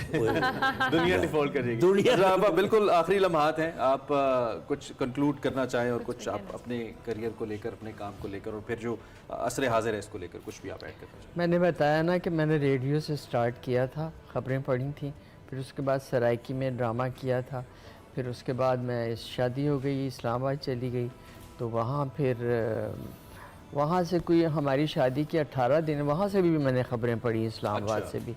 और सेंट्रल न्यूज़ ऑर्गेनाइजेशन था, ऑन वर्ल्ड पूरा चलता था वो। तो उसके बाद फिर हमारे आफ्ताब साहब का ट्रांसफ़र हो गया कोयटा। तो हम कोयटा में जब जा रहे थे, जहाज़ में बैठे थे, तो आफ्ताब ने मुझे कहा कि तुम्हें यहाँ लोग टीवी में काम करने के लिए ऑफ़र करते थे। मेरे भाई आज़म खुर्शीद साहब मुझे मतलब कहते थे रेडियो पे करो, टीवी पे ना करो। मैं बहन थी ना उनकी, शायद वो समझते हो मेरे लिए ठीक नहीं, तो मैंने कहा ठीक है, मैंने नहीं किया, लेकिन मुझे आफ्ताब ने फिर इजाज़त दी। तो आजकल जिस तरह का ड्रामा बन रहा है, स्टोरीज आ रही हैं, ज्यादातर तो सास बहू का ही जिक्र होता है, घर में फसाद, और अब तो खैर कहानी उससे आगे निकल गई है। अब तो ऐसे मियां बीवी के झगड़े, रिश्तों का तकद्दुस भी पामाल होना शुरू हो गया है। ऐसे लोगों को मिलाना शुरू हो गया हमारे डायरेक्टर स्टोरीज में। मैंने एक जुमले में बात खत्म करूंगी, आजकल का ड्रामा देखने के काबिल नहीं है। आप आजकल का ड्रामा आपकी नई जनरेशन को तबाह कर रहा है। जिस ज़माने में हमने काम किया है वो हमारी जनरेशन जो हमारे बाद आई होगी उसे वो सबक सीखते थे, वो तहजीब होती थी, हमारा मज़हब होता था, उसमें हमारा जो कल्चर है वो होता था, पाकिस्तानियत होती थी। आजकल तो कुछ भी नहीं है। सॉरी टू से क्वालिटी कॉम्प्रोमाइज हो गई है ड्रामास की। बात भी कोई नहीं है बेटा, रिश्तों का तकद्दुस जो है वो खत्म हो गया। हमारा ड्रामा जो था वो डिफरेंट एकेडमीज में दिखा के अपने बच्चे ट्रेन करते थे। क्या बात है, वही मैं कह रही हूँ ना कि अपने वो ड्रामे ऐसा लगता है बदल गया, ट्रेंड होती थी देख के कि ये इस तरह से लिहाज करना है, इस तरह से ये करना है, इस तरह से बात करनी। आजकल तो तौबा मेरी, मैंने तो आप यकीन करेंगे मैंने कभी ड्रामा नहीं देखा आज तक आजकल। और जो असर आपके वक्त के ड्रामों का सोसाइटी पे होता था, क्या ये असर वो ड्रामे आजकल के ड्रामे वो असर डाल रहे हैं आपको? Not at all, not at all. वो इम्पैक्ट जिन दिनों कोयटा में मैंने काम किया बेटा, एक तजर्बा मैं बता रही हूँ, आफ्ताब साहब को पीटी की तरफ से 8 घर मिले थे वहाँ कोयटा में। कुछ साल एक कॉन्ट्रैक्ट, कुछ साल एक कॉन्ट्रैक्ट, तो हम 8 घरों में जाते, मेरे हर घर के शीशे तोड़ के जाते थे। वहाँ के लोग कहते थे इस औरत को निकालो इधर से, ये हमारी औरतों को ख़राब करता है। अच्छा जी, वो इसलिए कि मैं ड्रामे में काम करती थी। और आप यकीन करें चादर ली होती थी मेरे पास, कोयटा की कड़ी हुई चादरें आज तक मौजूद हैं। और वो चादर में ड्रामा होता था। वहाँ रऊफ़ खालिद, अल्लाह उन्हें गरी के रहमत करे, बहुत बड़े राइटर थे और बहुत बड़े इंसान थे। उन्होंने मुझसे 2 ड्रामे कश्मीर के करवाए थे, एक तो कोयटा में ही कराया था, दूसरा फिर वो इस्लामाबाद ट्रांसफ़र हो गया, फिर उन्होंने मुझे इस्लामाबाद बुलाया। कश्मीर पे मैंने ड्रामा किया लाग, बहुत मशहूर हुआ है, बहुत मशहूर। अब तो आप यकीन करें, और एक ड्रामा नहीं किया, मुझे तो याद भी नहीं है मैंने कितने ड्रामे किया। आपका तो सफर इतना 38 साल मैंने जो है वो 38 साल में कोई दिन ऐसा नहीं था कि मैंने। तो कोई मशवरा, कोई पैगाम जो आजकल के यंग बच्चे काम करने वाले आर्टिस्ट होने चाहिए, किताबें पढ़ें, वहाँ से सीखें कुछ। मतलब हमारे पुराने राइटर्स जो हैं, अल्लामा इकबाल हैं, मतलब जितने भी अच्छे मतलब जितने बड़े बड़े राइटर हैं हमारे, बानो आपा हैं, अशफाक साहब हैं, उनकी बेशुमार किताबें हैं, उनके ड्रामे उन पे बने हैं। आप यकीन करें, आप मैं तो अपने मशवरा देती हूँ। मेरी अपनी बेटी माशाल्लाह बहुत पढ़ी लिखी है, अल्लाह का बड़ा शुक्र है, और बहुत बड़ी जॉब पर है आजकल उसी पढ़ाई की वजह से, और वो कोयटा ही में पढ़ी है। तो आप ये कह रही हैं कि पढ़ें, और उसके बाद फाद फिर हम लास्ट ये मैसेज जो अभी हम ड्रामास को डिस्कस कर रहे हैं ना, किताबें पढ़ेंगे, इसका सोशल इम्पैक्ट जो आ रहा है। मुझे इकबाल का एक शेर, जब ये कॉन्वर्जेशन डार साहब और आपा कर रही थी, तो इकबाल का एक शेर याद आ रहा था, मुझे तहजीब हाजिर ने अता की है वो आज़ादी, मुझे तहजीब हाजिर ने अता की है वो आज़ादी, जो जाहिर में तो आज़ादी है बातिन में गिरफ्तारी। वाह वाह वाह। तो ये जो हमारा मॉडर्निज्म, जदीदियत के नाम के ऊपर जिस तरफ हम जा रहे हैं, बज़ाहिर लग रहा है कि फ्रीडम ऑफ एक्सप्रेशन है, लेकिन सॉरी टू कट यू, ये दुनिया का यही मॉडल नहीं है जो चल रहा है। आई मीन हम जिन डेवलप्ड ममालिक की बात करते हैं, if we talk about our media, social, ये दुनिया का मॉडल है ना। और बाज़ औक़ात तो हम बाहर जाएँ फ़हद, तो हमें ये फील होता है, अब मैं थोड़ी सी एडवोकेसी उस साइड की भी कर रहा हूँ, हमें ये फील होता है कि हम उनसे थोड़ा पीछे, डेविल्स एडवोकेट, हम थोड़ा उनसे पीछे रह गए, वो जल्दी आगे चले गए, और आगे करने का जो मैयार है वो ये सेट कर दिया। मतलब इट फील्स लाइक दैट। इस पे क्या बात ये है कि दुनिया में कौमों का रूजो ज़वाल ये एक ऑन गोइंग मामला है। इंडस्ट्रियल रेवोल्यूशन के बाद वेस्ट की इमर्जेंस, वेस्ट अभी जहाँ पे पहुँची है बड़ी अच्छी बात है, लेकिन आप मुझे ये बताएं, क्या इत्मीनान कल्ब आपको वेस्ट में नज़र आए? मैं खुद बाहर बहुत दफ़ा गया हूँ, न्यूयॉर्क गया हूँ, इन सारी लंदन गया हूँ। जो अफरा तफरी है, जो रैट रेस है, अल्टीमेटली हमें इस बात का, ह्यूमन बींग्स को इस बात पे फैसला करना है कि क्या मटीरियल प्रॉस्पेरिटी आपको at the end of the day इत्मीनान कल्ब, इक्विलिब्रियम ऑफ हार्ट दे रही है या नहीं दे रही है। लेकिन इसके बावजूद हमारे 80% नौजवान वो इत्मीनान कल्ब ढूंढने यूरोप जाना चाहते हैं। नौजवानों वीजा ढूंढ रहे हैं। नौजवानों से मुताल्लिक एक बात शेयर लेकिन करूंगी। जब वो जाएंगे वहां पे और जब Then they'll permanently get to वहां know पे the स्टेशन reality. करेंगे देन वो अपने बच्चों की शादियां करने यहीं पे वापस आएंगे आपा ऐड पाकिस्तान। मैं ये कह रही थी कि बहावलपुर मुझे एज ए चीफ गेस्ट बुलाया उन्होंने कि बच्चों को प्राइज़ तकसीम करने थे। सुबह गई मैं, रात को आ गई, तो मैंने सिर्फ एक बात, प्राइज़ तो तकसीम किए मैंने, लेकिन बच्चों को मैंने सिर्फ एक शेर में कहा कि प्यारे बच्चों, खुदी को कर बुलंद इतना कि खुदा हर बंदे से खुद पूछे बता तेरी रज़ा क्या है। तो अब मैं खुद ही अपनी आप कायम रखें, अपने आप को गिराए मत, लोग खुद ब खुद आपकी इज्जत करेंगे। ठीक है। एनी लास्ट कमेंट डॉक्टर साहब यू लाइक टू ऐड? फिर हमने नात शरीफ सुननी और फिर break नात लेंगे। सुनो यार, नात से पहले क्या जो बोलना था बोल दिया सबने। आपका बहुत शुक्रिया। Thank you मैं तो very ये much. कहूँगा कि पाकिस्तान है, इससे पाकिस्तानी ड्रामे होने चाहिए। बिल्कुल बिल्कुल। पाकिस्तान कल्चर होना चाहिए। जैसे देखो ना बच्चे, मेरी माँ ब्रिटिशर है, बाप ब्रिटिशर है, बहन भाई बच्चे सब ग्रेट ब्रिटेन रहते हैं, दे ऑल आर ब्रिटिशर्स। मैं कल्ला पाकिस्तानी है, वाई इट इज सो?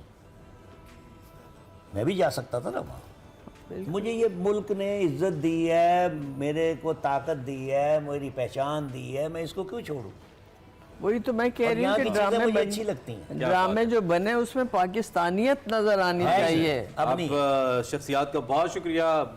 इतनी ज़्यादा बातें, और ये कोई मैं मुहावरतन नहीं कह रहा, फर्जी तौर पे नहीं कह रहा, ये वाकई इतनी बातें हैं और जी चाहता है कि ये लोग बोलें, इन्होंने जो सीखा है वो उसका कुछ हम कम से कम इनकी बातों में हमें सुनने को तो मिल जाए। अल्लाह करे हम सीखें अपने सीनियर से, और ये लोग जिन्होंने ज़िंदगियाँ गुजारी हैं, ज़िंदगियाँ दी हैं अपने अपने मुतल्लिका कामों को, और उसमें एक बेहतरीन इस्तारे के तौर पे इस वक्त जाने जाते हैं। Once again thanking both of you. बहुत शुक्रिया फाद भाई, आपका भी बहुत शुक्रिया, आप तशरीफ लाए और आपने आपने मौका दिया। थैंक यू वेरी मच जी। हमने एक नात सुननी है जी, हमारे साथ मुनीब मौजूद हैं, हाफिज़ मुनीब रहमान, इनसे नात सुनते हैं और फिर हम ब्रेक पे जाते हैं। प्रोग्राम का सिलसिला जारी है हमारे साथ।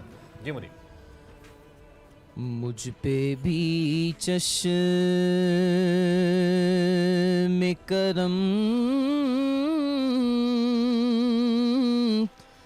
ए मेरे आका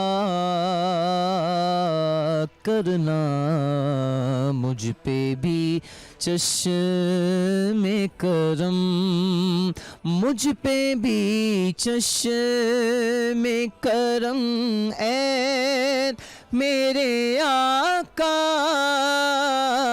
करना। हक तो मेरा भी है रहमत का तकाज़ा करना, मुझ पे भी चश्मे करम। और तू किसी को भी उठाता नहीं अपने दर से, तो किसी को आका, तो किसी को भी उठाता नहीं अपने दर से, कि तेरी शान के शाया नहीं ऐसा करना, कि तेरी शान के शाया नहीं ऐसा करना, मुझ पे भी चश्मे करम।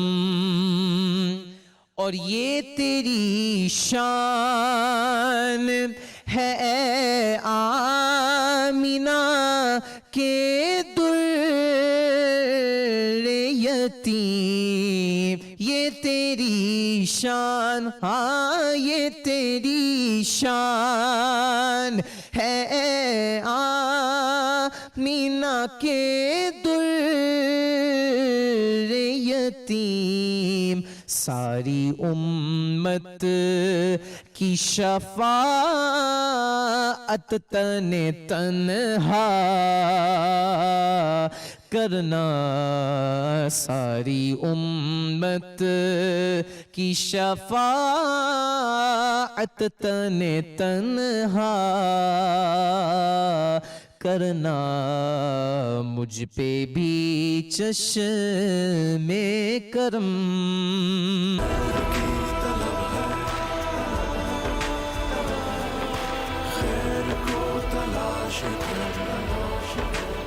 खैर रमज़ान में एक बार फिर आपको खुशामदीद। अब आपको हमारा सेगमेंट दिखाएंगे मुस्तनसर हुसैन तारड़ साहब, जो मुख्तलिफ अहवाल अपनी किताब मुँह वल काबे शरीफ के हवाले से बयान करते हैं। वो सिलसिला जारी है। आज उस सिलसिले का एक और सेगमेंट देखते हैं, वापस आते हैं, आपको दोबारा ज्वाइन करते हैं।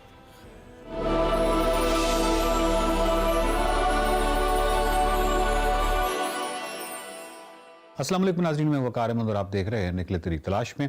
रमज़ान का मुक़द्दस महीना, मुक़द्दस दिन, मुक़द्दस ये जो घड़ियाँ हैं, इसी हवाले से हमने जो इंतखाब किया है, जिस किताब पर हमने बात करनी है, उस किताब का नाम है मुँह वल काबे शरीफ। बहुत ही खूबसूरत सफ़रनामा जो कि मुस्तनसर हुसैन तारड़ साहब ने लिखा। हज की रुदाद है उसमें, और एक बहुत बड़े सफ़रनामा निगार ने ये सफ़रनामा लिखा है हज पे। गो के हज पे जो सफ़रनामे हैं उनकी एक बहुत ही खूबसूरत रवायत रही है, लेकिन ये जो सफ़रनामा है ये बहुत ही मुनफरद है और उसके बहुत सारे ज़ाविये हैं।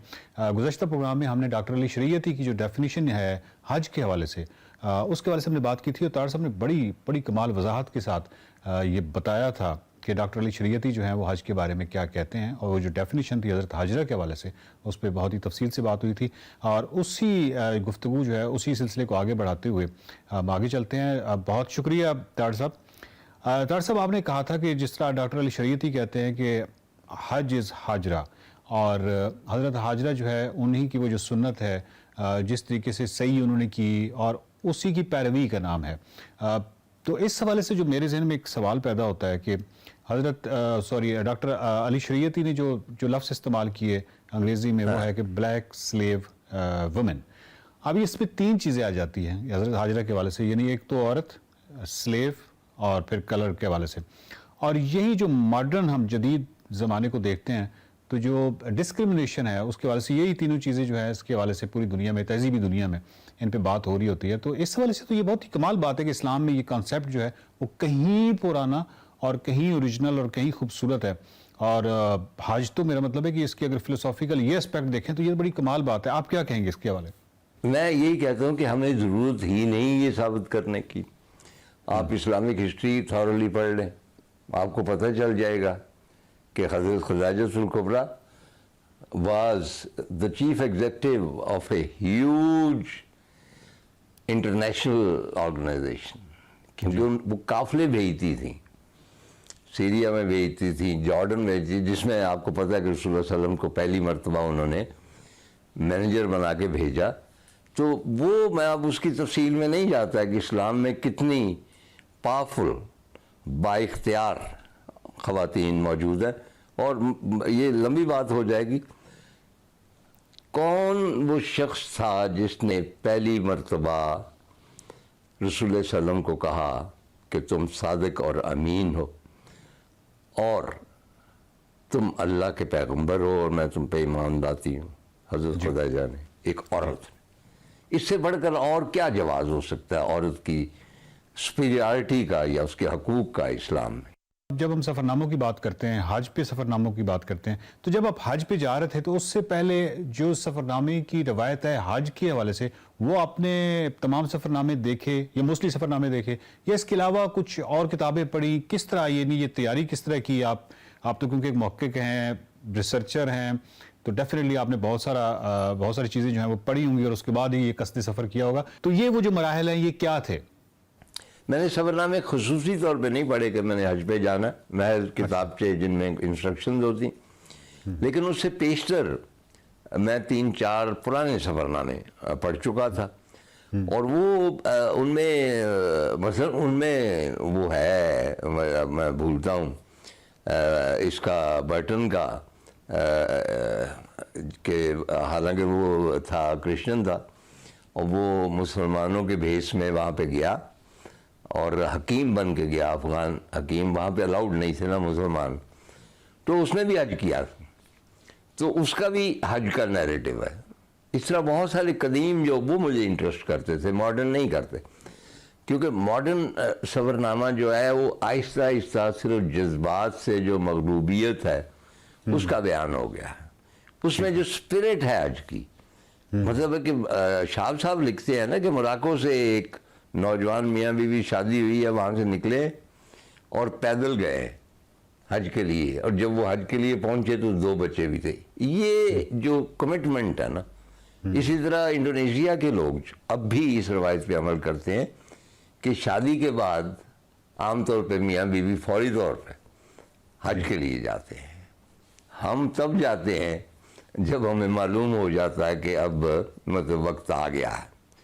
तो ये कि भाई उस हिसाब से मैंने नहीं पढ़ा, लेकिन बाकी जो मैंने अर्ज किया ना कि उनमें जज्बात बहुत है, और ये तय कर दिया गया कि आपने ये महसूस करना है। इसमें एक मुझे सबसे ज़्यादा जो प्रॉब्लम हुई थी लिखने की, वो ये था कि देखे ना, कहीं जाना है तो तयशुदा नहीं है रद्द अमल करना, तो हम जैसों के लिए हम पे तो कोई चीज़ असरअंदाज होगी तो हम उसको लिखेंगे या उसको बयान करेंगे, या हमारे बदन में सनसनी पैदा होगी, या ये है कि ख़ास कैफियत तारी होगी।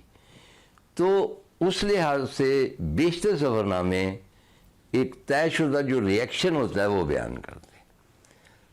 और वही कि जब पहली मरतबा खाना काबा को देखा तो ये कैफियत हुई। वो 2-3 सफ़े उसके ऊपर हमेशा होते उनके होते होंगे, ठीक है, लेकिन मैं ये चाहता था कि एक सेमी न्यूट्रल हालत में जाऊं।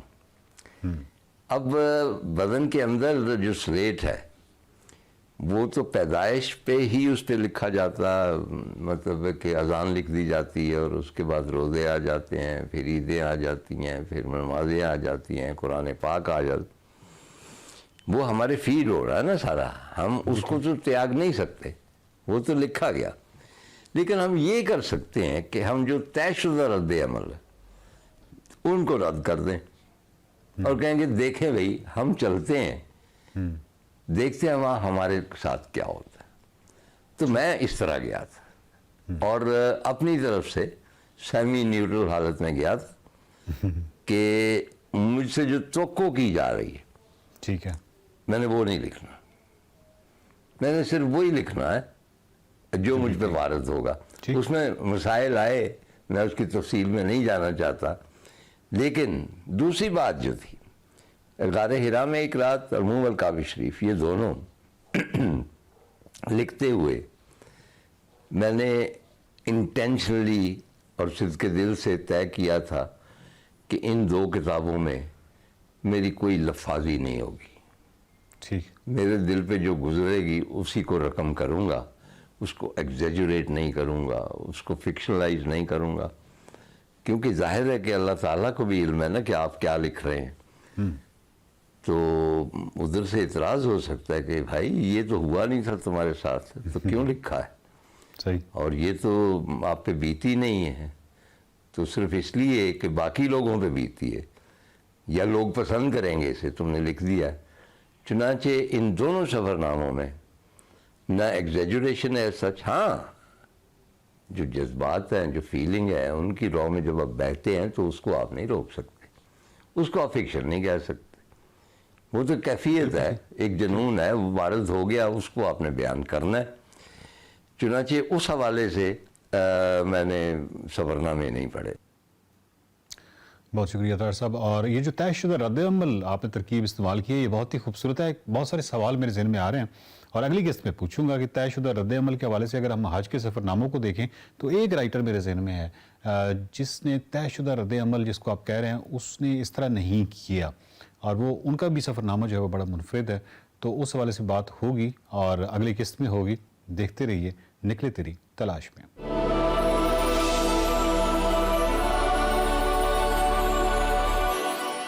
जी जनाब, आपने सेगमेंट तो हमारा देखा, अब ट्रांसमिशन के आखिरी मराइल में हम आ चुके हैं। आज इमरान को बहुत ज़्यादा रोज़ा लग रहा था तो इमरान भी मेरे साथ आ गए हैं, है ना? All the way all the way, सोफे से यादें ताज़ा होंगी हमारी एक्सप्रेसो किचन की। है ना? आमना हमारे साथ है। आमना, आपका खाना बिल्कुल रेडी है, क्या क्या है जल्दी से हमें रेसिपी भी बता दें और क्या बता दें। चिकन थ्रेड है, ये रेडी है, और पैनकेक्स हैं, आप देख सकते हैं। मैं चिकन थ्रेड की थोड़ी सी रेसिपी बता देती हूँ। इसके अंदर हमने चिकन फिले लिए थे। मोस्टली जो ब्रेस्ट का नीचे लोअर पार्ट होता है वो टेंडर जल्दी हो जाता है, तो वो हम इसमें यूज़ करेंगे। उनको लेके मैंने जस्ट स्क्वायर्स पे लगा लिया और उसके साथ इसकी जो मैरिनेशन है वो रेसिपी कार्ड तो मेंशन है ही, मैं आपको फिर भी ब्रीफ कर देती हूँ।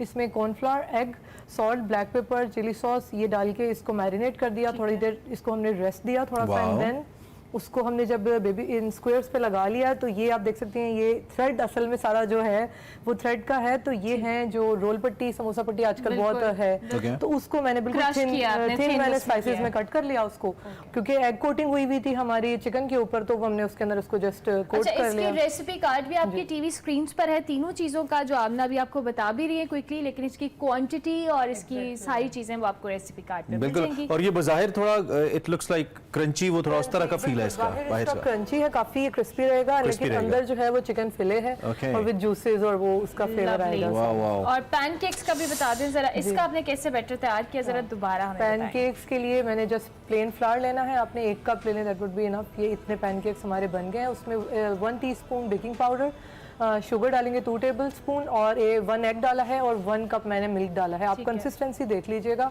बहुत ज़्यादा थिक नहीं होना चाहिए और ना ही बिल्कुल जो है वो लिक्विड हो बैटर, एंड देन वो बिल्कुल मीडियम होगा। उसको थोड़ी देर रेस्ट दे देंगे तो that would be better, result थोड़ा अच्छा आता है। आप देखें कितने फ्लफी और ये सॉफ्ट। मैं वही कह रहा हूँ कि रोजे का जो वो एक सब्र का असल एसेंस है ना, वो इस किचन में आके इंसान को लगता है कि वाकई सब्र का बड़ा दर्जा है जो हम कर रहे हैं इसको देख कर। इसके साथ जी ये ड्रिंक है हमारे पास, ये क्या है? ये स्ट्रॉबेरी, हमारा स्ट्रॉबेरी वनीला ड्रिंक है। ये शेक है बेसिकली, इसमें आइसक्रीम ऑप्शनल है if you want to add. अगर आप फ्रोजन स्ट्रॉबेरीज ले लेते हैं तो फिर आइसक्रीम की खास जरूरत नहीं रहती। और वैसे नॉर्मली लोग फ्रोजन स्ट्रॉबेरीज का ज्यादा इस्तेमाल करते हैं, क्योंकि जब सीजन चला जाता है बहुत सारे लोगों ने फ्रीजर में स्टॉक की होती है। सीजन है तो अच्छी लेके तो वो फ्रीज कर दें, क्योंकि वो फिर आप आराम से उसको यूज कर सकते हैं। तो हमारी तमाम चीजें रेडी हैं। आमना, हम भी रेडी हैं, हम भी रेडी हैं। रोजा खुलने का इंतजार है। कितना टाइम है रोजा खुलने में? लास्ट, अच्छा ठीक है, चलें जी। थैंक यू वेरी मच आमना, आप रोज हमें मजे मजे के खाने खिलाती हैं और हमें पहले दिखाती हैं, खाते तो हम फिर बहुत बाद में। तो जनाब शो का ट्रांसमिशन का वक्त खत्म हो गया। इमरान साहब जी बिल्कुल, रोजे की हालत में, मैं रोजे की हालत में बस आपसे इजाजत नहीं चाह सकता हूं जी। अल्लाह हम सब कामी और नासिर और अच्छे से हम गुजारे। Do we have the segment? नहीं नहीं है, आज बस हम जा रहे हैं भाई, टाइम हो गया। रोजा खोलिए, दुआ में हमें याद रखिए। आपसे मिलेंगे कल इंशाल्लाह। अल्लाह हाफिज।